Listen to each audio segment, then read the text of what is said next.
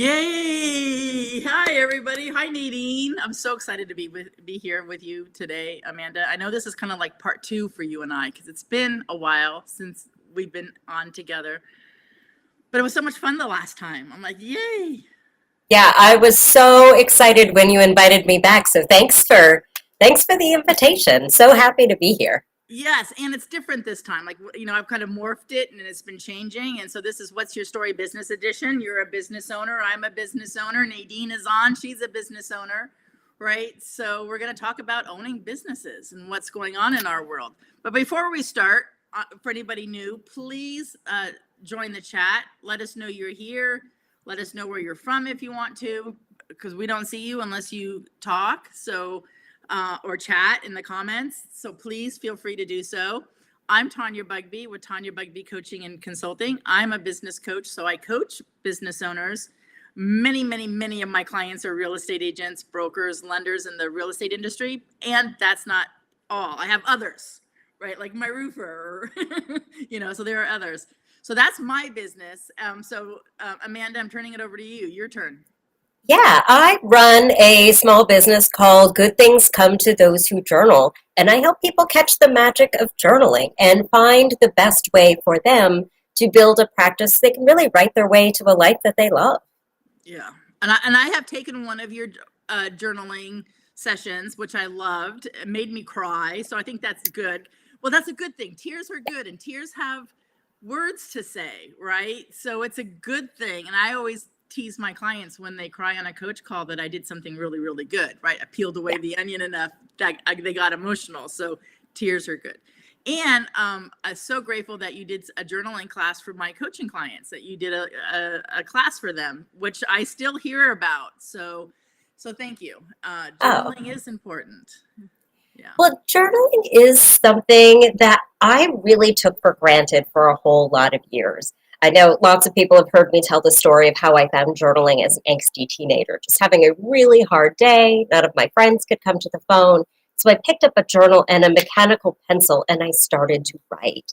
And that was the beginning for me. I just, for the first time, connected writing with how I felt, and it felt really good to feel lighter. I think we all know that feeling of just having the weight taken off our shoulder when we just Right. get the feelings out of our system. But I never really thought there was more to it than that. Um, I'd never talked about it. I just kind of assumed if I could figure out journaling, then it must come intuitively to everybody else. Yeah. And I was really floored when I started speaking up and sharing journaling with people, how many questions people had. And I realized, oh, journaling isn't intuitive to everybody, but everybody can learn to do it, and everybody can learn to do it in a way that feels really good and true and authentic to them in ways that help them reach their goals. Right. And I think that's what resonates, what attracted me to you or drew me to you and your writing. And we met on LinkedIn, and I love your posts. Pardon me. Is that there's no right way or wrong way to do this, right? And that's what I needed to hear, because I don't know, am I supposed to have a certain journal and I'm supposed to have a certain pen and I need to write about my feelings? And sometimes it's not my feelings. Sometimes it's my Mhm. goals. And I just love how you can say there's no right way, no wrong way. Start, no length of time is right or wrong. And I'm like, okay, I'm in. Yeah. Yeah. Well, and I think that's really a gift that I can help people just give themselves permission to let the practice be what it is. Because I've talked to so many people in the last couple of years who were beyond frustrated because they've heard journaling would be helpful, but they have no idea how to make it work for them. So they'll think, oh, well, I should journal. So let me look up, you know, best ways to journal, right? Or they'll listen to some experts like advice on how to journal, and it just doesn't resonate with them. And usually when it doesn't kind of doesn't feel good to them, it doesn't resonate, they think, oh, well, journaling doesn't work, or Right. I've done something wrong, or Right. worse, there must be something wrong with me, Right. like who I am. Journaling just doesn't work for me. When really it's often just a mismatch between what we want journaling to do for us and how we're doing it. Because there's so many beautiful ways to journal, but we have to know what we want our journaling to do, because every technique will give us a different result. If Sure. I want to be more grateful, for example, I would want to keep a gratitude journal. I wouldn't want to detail all the problems in my life because that will never make me more grateful, right? If I want to keep a record of my life and what it's like, I'm going to gravitate towards like stream of consciousness writing, just like Right. what was my day like, and keep it more like a historical diary. If I want to really be intentional about the way I live and being mindful, I'm probably going to pull in journal prompts that'll really center me Yeah. in that Thanks, way of Nadine. thinking. Yes. And so I'll tell you a little secret. So the last 2 years, there's a coach that I know that actually was one of my mentors when I was getting certifications for coaching. She was one of my mentors, and every year she does a vision board. So it's on Zoom, so it's a vision board, and the first thing she has us do before we start our vision boards is she has us journal, like, and I just now remembered it. It's like, yes, and it's like journal, what you want, what are you thinking, what are you feeling about the next year, and then we jump into doing our vision board. So journaling is so powerful, and I love it when we do it. Yeah, and Cool. it is amazing to me. The more ways I journal, the more ways I discover I can journal, and the more areas of my life I see that it applies to. Like, I'm convinced that it applies to or is helpful in every area of my life. And if I haven't figured out how to do it yet, it's just only because I haven't tried. But journaling has made my relationships better. It's helped improve my focus and my productivity. It's helped me reach goals. It's helped me be more intentional. It's helped me love myself better. It's helped me better understand my thoughts and feelings. Oh my gosh, it helps me in every possible way. Yeah, absolutely. And I would love to journal more, and I get out of the habit. Typically, like I said, I'm going away next week to help family.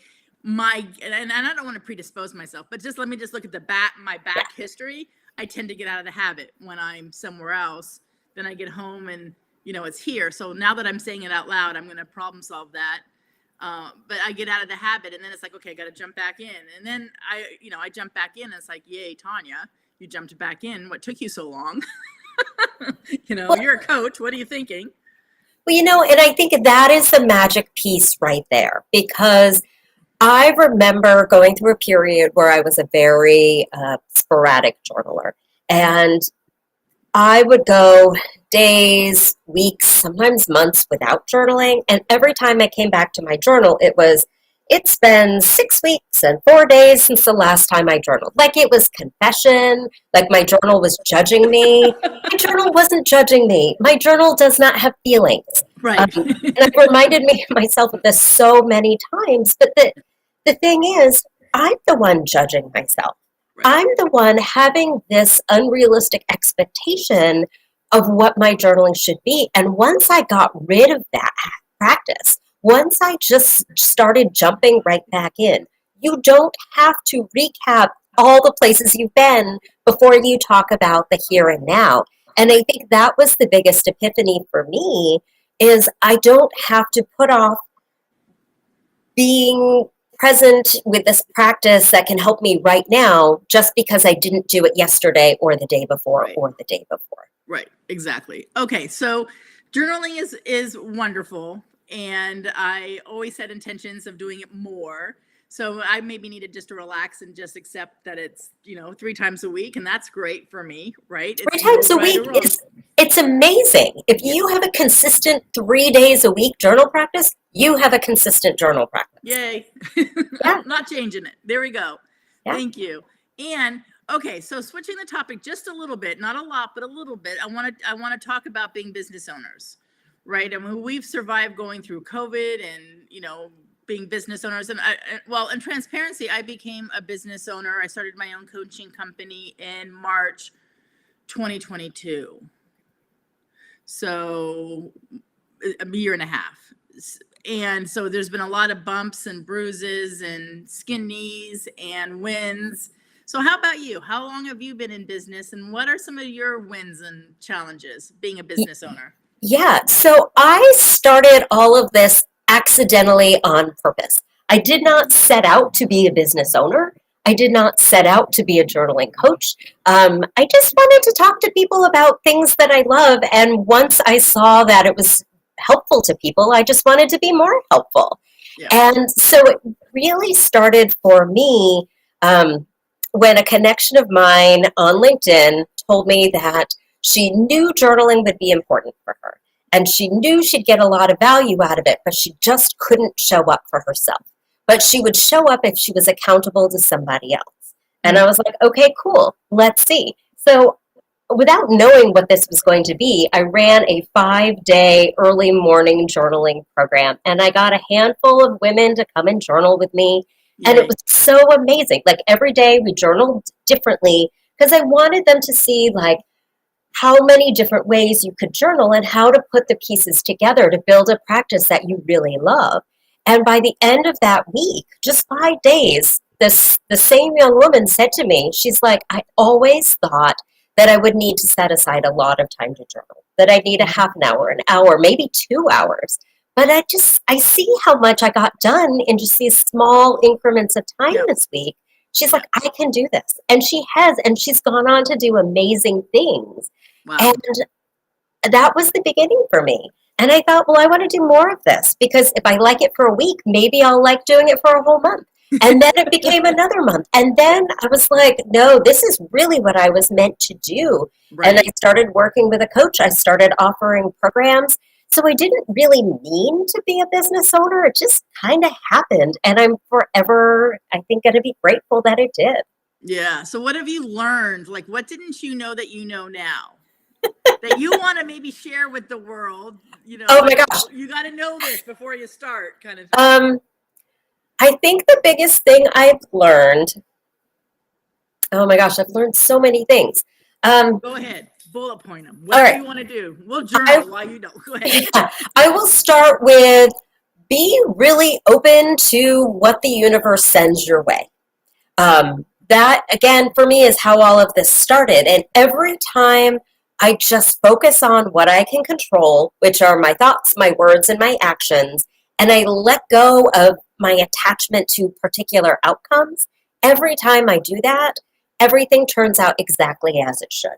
Mm-hmm. When I try to control outcomes, I find myself like bashing my head against a brick wall and getting really frustrated. Another thing that's super important for me is to stay out of the comparison game. Yes. To pay just enough attention to what other people are doing to be inspired and to cheer them on, but not pay so much attention that all of a sudden I'm comparing myself and seeing where I stack up. Because no matter how I stack up, if I'm ahead or I'm behind, I lose either way. Right. And so really just stay away from that. And I think the third thing is to have the right people in your corner and to know who those people are. And I'm so grateful for the community that we found and built here on LinkedIn, especially because I've met the best people who are so supportive, who are the best cheerleaders, who are always there with encouragement and to support.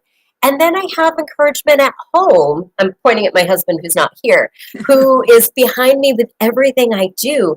And he does not journal. He is not interested in journaling. He doesn't ever want to come to one of my sessions. But he's so proud of everything I do. And he is my biggest cheerleader. And it's really because of his support that I'm able to do all the wonderful things that I've been able to do. That's so wonderful. I want to kind of put exclamation marks around the community.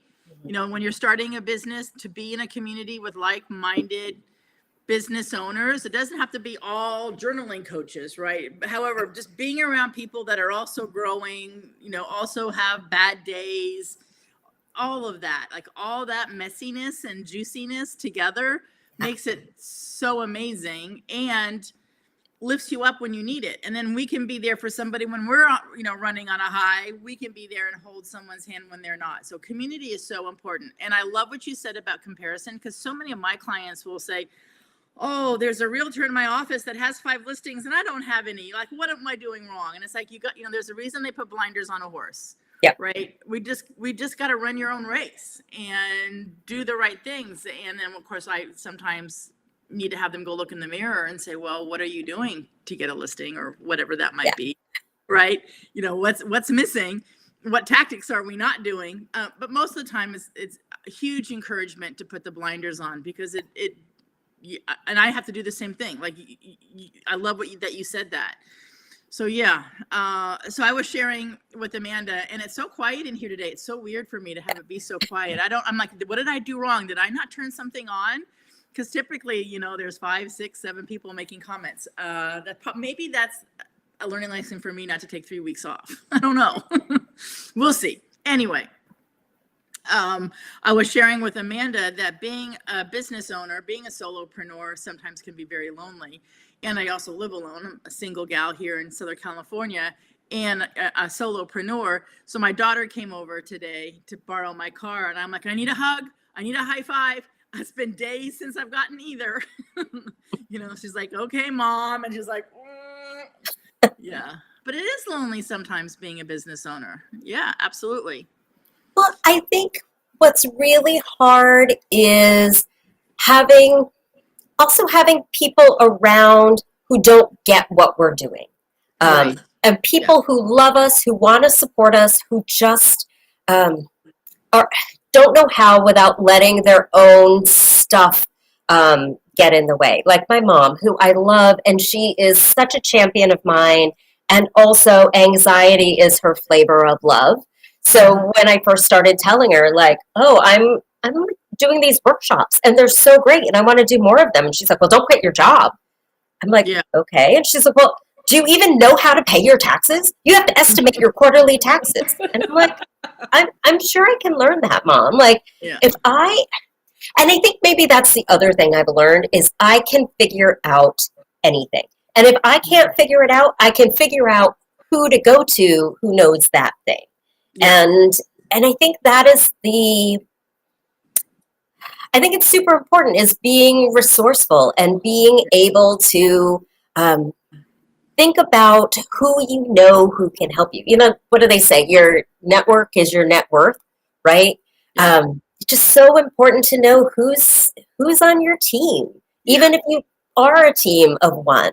Yeah. We have people on our team. And that's why, when you were talking about community and support, that's why I love group coaching programs so much. Me too. Because sometimes I don't know the question to ask, but then somebody else will say, oh, I have a question about X, Y, and Z. And I think, oh, I never even thought about that. But that reminds me of this other question I have. Yeah. And I think it's super important for us to be able to. Hey, I'm gonna interrupt him in just a second. Nadine says, because they said they might be in the wrong event tab, Tanya. You'll see them after. So, Nadine, that's why I need you to produce. So, like, what am I doing? So there's a chat overlay which I have turned off. Maybe I need to turn it on. So hold on a minute. Let's play for a minute. Let's see what happens when I do that. Maybe comments will pop up there. I mean, I know now our squares are really funky, so that's not going to work. So yeah, I need to reach out to Chris Hennessy, I think, and get a lesson. Chris, if you're there. Yeah, and for anyone who is listening who is thinking, oh, well, maybe I could live stream, but I don't know how to live stream. Definitely talk to Chris. He is the guy in the know. I learned live streaming from Chris Hennessy. Tanya, I know you did as well. Talking about having the right people in your corner. Right. Yeah. Yep. So yeah, I'm gonna actually reach out to him and get a lesson. In fact, I was his first client. So I hired him as my live stream coach. And so he's like, Tanya's my first client. And then obviously a lot more came, and he started group coaching. He coached me 1-to-1. So yeah, it's time for a refresher because some things have changed inside of Restream. And I guess I'm not up to snuff because there's something wrong with the chat. So everybody who's here, who's commenting, I'm sorry, I'm not calling you out or putting your chat in the comments because the only person I see is Nadine. That's the only person I see. And then there's someone just popped up, professional digital marketing expert, just said hello. So hello. So awesome. And then Nadine's like the guilt trip. No guilt trip. Just a huge hint trip. Yes. So what about being a business owner? What do you find a frustration What do you find a challenge? And if you could, if I gave you a magic wand and you can wave your magic wand, what would you want? So 2 questions in 1 sentence. Oh, yeah, that is a great set of questions. My frustration is I don't think it's similar and different to every other business owner's frustrations, and it has to do with time. My particular time constraints are that I work a full-time job, I work a part-time job, and I run a business, and I have a family who likes to see me every now and again. So my particular struggle is with time and just being able to balance it all. And to try to do all the things that I love and want to do and still have time for, sleeping and breathing and taking good care of myself. So if I were to wave a magic wand, I don't know, I would get rid of all the stuff I don't want to do, like clean my house, or figure out what everyone is going to eat for dinner another night. I would like looking forward to being able to outsource all of that at some point in the hopefully near future. Yeah, but I think it's balance. I think it's balance and time, because when we have our own thing, it's harder to have parameters, because we go into business because we love the thing that we do. Mm-hmm. And when we're doing a thing that we love, it is so much harder to stop at the end of the day than it is when we have, a 9 to 5. And we go in and we punch the clock and our shift is done and we get to come home, and then we don't necessarily have to think about it again. But when it's our own thing, it's always in my brain. Look who just popped in.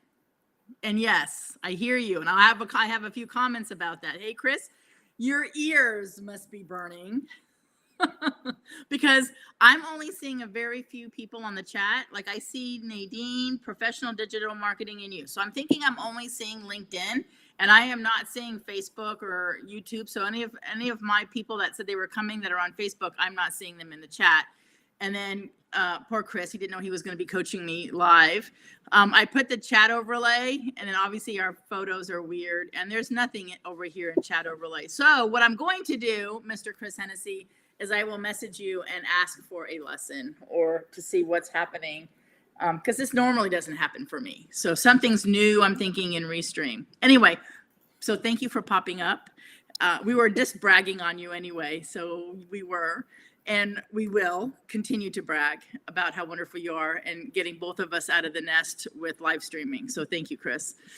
Magic wanding for me would be, well, I did do a magic wand and gave myself a VA to do my scheduling, because I was double booking myself, triple booking myself, and it was getting overwhelming for me. Like because I manage 3 calendars, I have my personal one, I have my own personal coaching that I do, and then I coach a few clients for Better Up, and so I have their calendar. So somehow I'm getting, so anyway, my VA, who I just started, she's wonderful. Neri, if you're listening on Facebook, she's amazing.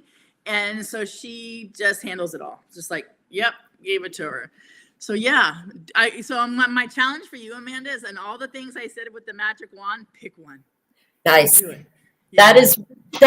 Well, that is really amazing advice, just in general, is to pick a thing and do the thing, and don't try to do all the things. Because I've lived most of my life with the philosophy, if a little is good, all of it's better, especially if I can do it all at the same time, which is why I'm always overloaded and always look like I'm going nuts, because I'm just interested in so many things, and I have so many ideas, and I want to do it all. And I'm really realizing I can't do it all at once. I can't launch 3 programs and this great initiative and do all this other stuff. Even if I had the time, like that, I don't have enough brain space or, I don't know, mental bandwidth to be able to do it. All right. Yes. And we're not, as much as me and superheroes, got Wonder Woman behind me. I'm all about superheroes or tattoo on my arm. We aren't, right? And we do need to delegate and ask, and, your husband can cook dinner tonight, right? or did. So Chris made some comments, and so thanks, Chris. I'm gonna turn it back on, but then again, obviously, I need to change my overlay because the overlay is not friendly with this. Chris said that wait for someone to comment and then they will show up over here. So we'll wait a few minutes and then I'll just like go like this. Chris is rolling his eyes right now. He's like, please don't brag that I was your live stream coach, Tanya. Please don't brag. Well, you were his first one, so that's a good excuse. Yes. This should come through. Okay, Chris. Well, I'm going to wait a few more minutes and then I'm going to put the overlay, put it so that the overlay is user friendly. And we'll see what happens. Here it goes. This should come through. Okay. So then obviously now I need to change the overlay, right, Chris? This is obviously not user friendly. And so have a different kind of overlay, which I don't have set up for this. So next week, when I go live, thank you, Chris, for helping and not making fun of us, at least not making fun of me out loud. He's laughing though. Well, you have to laugh though. I find in life, I don't remember who said it. Like you can either laugh your way through it or you can cry your way through it. And laughing just feels so much better. Well, and with live streaming, you have to. I've had live streams where I've wanted to cry, and I'm like, Tanya, you got to get over it. I had a live stream, and I love her. Now she's listening on another platform. She knows I'm going to be talking about her right now. Her babysitter canceled, so she had a 3-year-old on the live stream in her car, and she kept going in and out, and the internet wasn't working. And finally, after like the 3rd time that she got bounced out, she comes up on the side. I didn't let her back in, but sometimes life happens. Mm-hmm. Yeah. It's out of our control for the most part. So yay. All right. We're almost to the half an hour. And so any last words of wisdom or anything you want to shout out? Like, hey, I'm looking for, and if anybody out there hears this is what I'm looking for, or wisdom, however you want to end. Yeah. And I am going to put your caption here.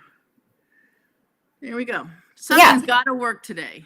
There we go. I wanted to just wrap up by saying that point you just made about how things just happen and you've got to roll with it. That is like the supreme business lesson, right? Like we can have in our heads the plan and what it's going to be and what we're going to do, and life throws its curveballs our way, and we can either figure out how to turn that into something, or we can, just hang up our hat and be done. It's how badly do we want it? And I feel like if we are doing the thing we know we were meant to do, we can make it through anything. And building the right community, getting the right people behind us, really just feeling the passion of why we're doing it. And for me, it's because I really feel like journaling makes life better. I feel very strongly that the world gets a little better with each person who picks up their pen and journals. And if I can do nothing in my life but help people journal, like I'll just feel like I have accomplished what I'm here to do. Awesome. Well, thank you for that. Yes, and I feel the same way. I think every human on earth would be better with a coach. And I know I'm a coach. So it's like, of course, Tanya, you would say that. However, I have a coach. And, I've gone times where there's been a month or two where I've taken a break or 3 months break, but I always look forward to getting back with a coach, and it's either helping me through my divorce or helping me start my business or having another set of eyes where you get stuck, right? Yeah. Or can't see the forest past the trees and all that kind of, metaphorical speaking. So if anybody needs any journaling help, please reach out to Amanda. She's all over LinkedIn. Her posts are amazing. Any questions for me? I'm on LinkedIn as well and Facebook. And thank you, Amanda. Really appreciate your time today. Let's do it again. Yeah.